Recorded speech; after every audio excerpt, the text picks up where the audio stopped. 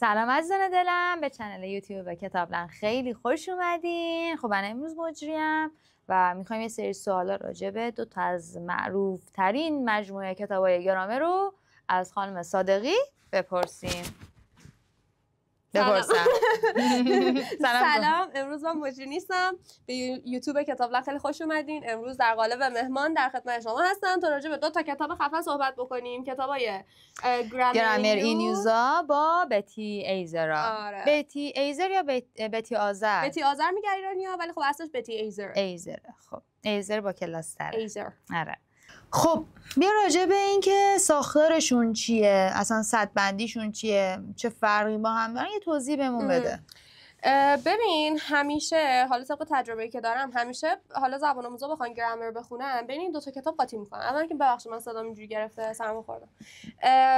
همیشه قاطی میکنن بین این دو تا کتاب که کدومو تهیه بکنن، ولی خب یه سری تفاوت‌های بسیار مشهود دارن این دو تا کتاب، مثل لهجهشون، مثل ساختارشون، تعداد دروسشون و غیره که اینا رو از هم دیگه متفاوت میکنه. حالا اگر سوال خاصی در رابطه با بخش خاصی داری من در خدمتت هستم. خب اشاره کردی به لهجهشون. آره. الان مثلا گرامر این یوزا چه لهجه‌ای دارن؟ ببین اگه مثلا بخوان با لهجه زبان آموزا پیش برن، همین اول کار میتونن تکلیفشون رو با کتاب مشخص کنن. ببین کتابای این یوز هم امریکن دارن هم بریتیش که یکی از این نسخه ها رو در واقع ریمن مورفی نوشته که یکی از بهترین نویسنده ها در قالب حالا کتابای گرامر و آموزش گرامر و این داستان است. این آدم این کتابا رو نوشته و اینکه هم امریکن داره هم بریتیش، یعنی بچه‌ها میتونن انتخاب بکنن کاملا. ولی خب کتابای بتی ایزر کاملا امریکنه. ساختاراشون ببین یکیه ها، یعنی اینجوری بخوام بگم که اگه مثلا یکی بخواد گرامر یاد بگیره خب لهجه چه فرقی واسش داره؟ واقعا اصلا لهجه هیچ اهمیتی نداره. ولی خب مثلا ممکنه گرامر کلمه هایی که توی مثلا یاد دادن گرامر استفاده بشه توی این یوز بریتیش یکم متفاوت باشه مثلا بتی ایزر، ولی خب کلا هدف یکیه، نیت هم کاملا یکیه. آره. الان خودت بخوای مثلا یکی از اینا رو انتخاب کنی برای اونی که سطح مبتدیه، مثلا در حد امویزار بلده، خب میخواد مثلا از همین امویزار شروع کنه خوب یاد بگیره، تو کدومو پیشنهاد می‌کنی؟ گرفتم منظورتو. ببین هر دو تا کتاب سطح بندی دارن. این یوز ها سطح بیسیک دارن، اینتر دارن، ادوانس دارن. خب اگر بخوای مثلا بیسیک یاد بگیری، لهجه مثلا امریکن یا لهجه بریتیش یاد بگیری، خب این یوز بیسیک رو تهیه کن. فاندامنتال دقیقاً بتی ایزار هم دقیقا همینه، یعنی مثلا سطح بیسیک و فاندامنتال و ادوانس دارن که همون مبتدی متوسط پیشرفته است. یعنی از لحاظ سطح بندی با هر دو تا کتاب تکلیفت مشخصه. ولی خب اگر بخوای کاربردی در نظر بگیری یه مقدار متفاوت میشه. مثلا کتابای این یوز 145 تا درس دارن. خب 145 تا درس دارن، درساشون کوتاهه، یعنی مثلا در حد 2 صفحه است کتاباش، مثلا یه دونه صفحه اومده گرامر کار کرده، یه صفحه تمرین داده. خب 150 تا درس داره. ولی خب بتی ایزارا اینجوری نیستن، تعداد دروس خیلی کمتره اما توضیحاتش خیلی بیشتره. آفرین.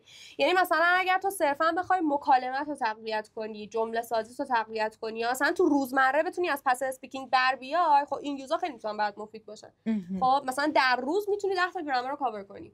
خب اما اگه بخوای کاملا مفهومی و عمیق و درست حسابی گرامر یاد بگیری قاعدتا باید بری سراغ بتی ایزر. خب پس یعنی اینجوری که میگی مفهومی، یعنی کسی که میخواد آیلتس قشنگ گرامر رو از پسش بر بیاد پس بتی ایزر خیلی کسی که هدفش صرفا صحبت کردن نیست، هدفش فهم کامل گرامره.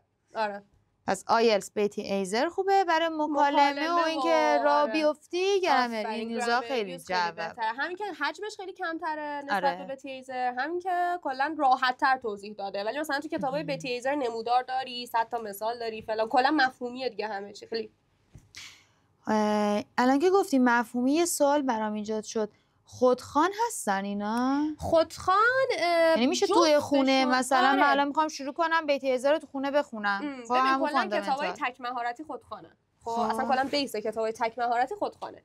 حالا اگه یه کتاب فقط گرامر کاور کرده باشه، یه کتاب فقط وکب کاور کرده باشه، بیسشون خودخوانه. فقط 4 مهارتی ها هستن که معلم محورن. اما چون که حالا بتی ایزر ها خیلی مفهومی تر توضیح دادن، خیلی توضیحاتش طولانی، میتونم بگم دشوارتر و غیره است، اگر به عنوان مکمل در کنار کتاب 4 مهارتی با استادت هماهنگ باشی خیلی بهتر میفهمیش.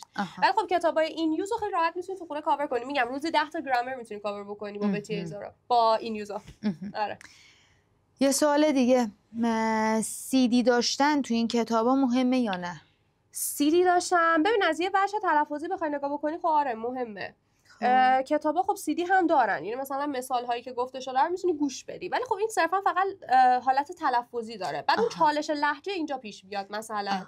آره. تفاوت بریتیش و امریکن تو این CD اونجا پیش میاد. آره ولی خب اگر بخوای تلفظت هم تقویت بکنی در کنارش میتونی این کار انجام بدی. خیلی‌ها مثلا CD رو گوش میدن که حتی تقلید بکنن لهجه‌ای که میشنون و مثلا اسپیکینگ خودشون رو بهتر بکنن. این کارو من خودم تجربه بتی ایزر رو داشتم با همین گرامر این یوزو. بتی ایزر واقعا کامل و جذابه. آره اصلا درساش خیلی عمقی اومده گرامر یاد داده. یه گرامر خیلی ساده مثلا بیسیک ترین گرامرمون چیه؟ سیمپل پرزنت. آره سیمپل پرزنت همون امویزارا خودمون خیلی توضیح داده، خفن توضیح میده. محور آورده و منظورم محور میدونین چیه؟ محور زمانیه. مثلا از این ضرب در تا این ضرب در میشه سیمپل پرزنت. این به خاطر این دلیل و این دلیل و این دلیل. با تمرینای خیلی زیاد. ولی خب این یوزا این کار نکردن دیگه. تعداد دروسشون رو 150 تا 60 تا کردن، ولی خب دارن سطحی مثلا یه جوری که راه بیفتی توضیح میدن. آره. خب شما که توی دانشگاه مدرسی این دوره‌هاش هم داری یا نه؟ دوره‌هاش هم داریم. آره. هر دو تاشو یعنی داریم. بتی ایزر رو استاد قرار بزنیم. خب ولی این یوزا رو داریم. این یوزا رو 2 تا سطحشون رو داریم. هم بیسیکشون و هم اینترشون رو. بیسیک ادیشن 4 با اون ادیشن 5 هست آبیه. آره اینترمدییت. پس کسی که میخواد توی خونه بخونه خودخوانم شروع کنه این با این دوره دیگه خیلی خفن میتونه پیش بره. نیازی هم به معلم نداره، به کلاس نداره. واقعا. ولی بتی ایزر رو حتی اگه دورش هم میبینین باز حالا یا با خودمون یا با استادتون یا بعد هماهنگ کنین. خب میگه فکر نکنم دیگه سوال دیگه مونده باشه. نه دیگه نه. کاملا کتابو تحلیل کردیم. اگه با سوالی دارین حتما ازمون بپرسین، کامنت بذارین و ما خوشحال میشیم حتما راهنماییتون کنیم. خانم صادقی و ما بقیه بچه‌ها حتما راهنماییتون میکنن. آره یادتون نره سابسکرایب بکنین. آره من بگم و اینکه پیج اینستاگرام کتابلند هم حتما فالو بکنین. کتابلند کلی خبر و کمپین و اتفاق خوب اونجا براتون میذاریم. خیلی ممنون. خداحافظ.